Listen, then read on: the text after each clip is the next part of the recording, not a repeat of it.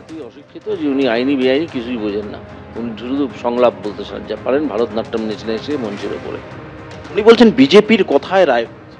সম্পূর্ণ বাজে কথা, সম্পূর্ণ বাজে কথা। এই কথা যিনি বলেন তিনি ভারতীয় নন। আপনারা খোঁজ নিন তিনি তার নাগরিকত্ব কোথাকার, আসলে তিনি কোথাকার নাগরিক। অমিতবাবু, কোথাও কি এরকম মনে হয় না যে আপনার বিজেপিতে যোগ দেওয়া এই বিষয়টা ঠিক এই ঘটনার আগে কোথাও তৃণমূলকে এটা হাতিয়ার তুলে দিল এই কথাটা বলেন? কোন ঘটনার আগে? এই মমতা বন্দ্যোপাধ্যায় যে বলছেন যে বিজেপির কথায় রায় হয়েছে এবং তার কিছুদিন আগেই আপনি বিজেপি। ওদেরকে পাগলের মতো বকতে দিন, এইসব কথাবার্তা এক্সপ্লেন করার দায়িত্ব আমাদের নয়। আপনারা ওনাদেরকে জিজ্ঞেস করবেন যে আপনারা কেন বলছেন এইসব কথা, জিজ্ঞেস করুন। আপনি যখন আদালতে তখন অনেকবার আপনার মুখে সরাসরি কিংবা পরোক্ষভাবে অভিষেক বন্দ্যোপাধ্যায়ের নাম উঠে এসেছে, আপনি বিভিন্নবার বিভিন্ন মন্তব্য করেছিলেন। এই যে গোটা নিয়োগ দুর্নীতি, কোথাও ওনার যোগ আপনি পেয়েছিলেন? এই না, এ সম্পর্কে আমার কাছে যেসব রিপোর্ট এসেছিল সেগুলো এতই গোপন যে সম্বন্ধে কোনো খোলাখুলি আলোচনা করা সম্ভব নয়। ঠিক আছে, হ্যাঁ, যতটা বলা যায় তার মধ্যে এটুকু বলতে পারি যে অনেকেরই নাম এসে গেছে, ধেড়ে ইঁদুর এবং মাথা ধরা পড়বে। একটু অপেক্ষা করুন। আদালত যে সিবিআইকে আরো তদন্তে এগিয়ে নিয়ে যাওয়ার কথা বলেছেন, সেই তদন্তে কি আরো কিছু উঠে আসতে পারে? নিশ্চয়ই উঠে আসবে তো। কারা এই পরিকল্পনাটা করেছিলেন চাকরি বিক্রির? আজকে পুরো যে ঘটনাটা ঘটেছে এর জন্য দায়ী তো মমতা ব্যানার্জি, এর জন্য তো অন্য কেউ দায়ী নয়। আজকে আদালতের সামনে সেটা প্রকট হয়েছে। এই 17টা কারণকে ওভারকাম করে কে মুড়ি আর কে মুরকি, কে মুড়ি কে মিছরি, এইটা তফাৎ করা সম্ভব ছিল না। সেই জন্যই এই রায় দিতে হয়েছে। এর জন্য সম্পূর্ণ তো দায়ী মমতা বন্দ্যোপাধ্যায় এবং তার ভাইপো বন্দ্যোপাধ্যায়, যিনি এতই দাবি করেন মানুষের জন্য অমুক করেছি তমুক করেছি, আকাশ থেকে চাঁদ পেরে এনেছি। তিনি এইভাবে শিক্ষকদের এবং অঙ্গনওয়াড়ি কর্মীদের কাজ করাচ্ছেন কেন? কালকে উনি বলেছেন 10 লক্ষ চাকরি আছে। আমি তো আবার বলছি, কালকেও বলেছিলাম, আজকেও বলতে চাই, কোথায় কোথায় আছে আপনি প্রকাশ করুন। অনেক তো তর্জন গর্জন এইসবের হোর্ডিং দিচ্ছেন, কোথায় 10 লক্ষ চাকরি আছে সেটা একটা বিজ্ঞাপন দিয়ে প্রকাশ করুন, দেখতে চাই আমি। আপনারা চাকরিগুলো না খেয়ে নিয়ে যদি বলতেন। আমি রায়দান সম্পর্কে বলছি, বিচারকের নাম আমি বলছি না, আমার প্রয়োজন পড়ে না, সবাই দেখেছেন। যদি বলতেন হ্যাঁ এখানে অসুবিধা আছে, এটা তোমার ভুল হয়েছে, তুমি সংশোধন করো, আমরা করে দিতাম। ভুল তো যে কোনো কেউ করে ফেলতে পারে, সবটা কি আমি করি না? এডুকেশন ডিপার্টমেন্ট আলাদা ডিপার্টমেন্ট আছে, এসএসসি আলাদা আছে, প্রাইমারি এড বোর্ড আলাদা আছে, মাধ্যমিক বোর্ড আলাদা আছে, কলেজ কমিশন আলাদা আছে, এগুলো তারা দেখেন।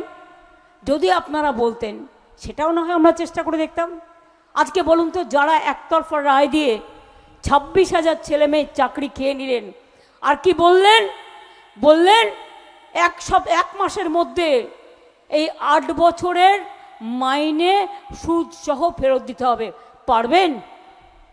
পারবেন? যারা রায়টা দিলেন, আমি নাম বলছি না, তাদের ঘরের যদি কেউ হতো, সরকারি টাকায় চলবে, সরকারি টাকায় খাবে, সরকারি টাকায় সিকিউরিটি নেবে, সরকারি টাকায় সবটাই হজম করবে, আর কি বলবে, এই এক কলমের খোঁজায় যাও সবার চাকরি চলে গেল। আপনার নিজের ছেলে মেয়ে চাকরিটা চলে গেলে আপনি ভাবতেন না? একবার ভাবতেন না? আজ যদি কোনো ছেলে মেয়ে আত্মহত্যা করে তার দায়িত্ব আপনারা নেবেন? আমি সেই জন্যই বলছি, চিন্তা করবেন না, আমরা আমাদের সাধ্য মতো আমরা কেসটা লড়ব এবং আমরা মানুষের পাশে আছি। যে শিক্ষক শিক্ষিকারা স্কুলে চাকরি করছেন 8 বছর ধরে, তাদের একটা সামাজিক সম্মান হয়নি? যারা স্কুলে পড়ায় কোথায় যাবে? স্কুলগুলোতে মাস্টার কোথা থেকে আসবে? স্কুলে বাচ্চারা গিয়ে বসে থাকবে, ওখানে বিজেপির লোকেরা গিয়ে পড়াবে না আরএসএস পড়াবে? জিজ্ঞেস করুন, বোমা ফাটিয়েছে, বোমা। বল, অনেক বোমা বাজাতে শিখেছিস না? মানুষের চাকরি খেয়ে বোমা। বল, ওই বোমা হজম হলে হয়, একদিন বুঝবি আজকে খুব গায়ের জোর না।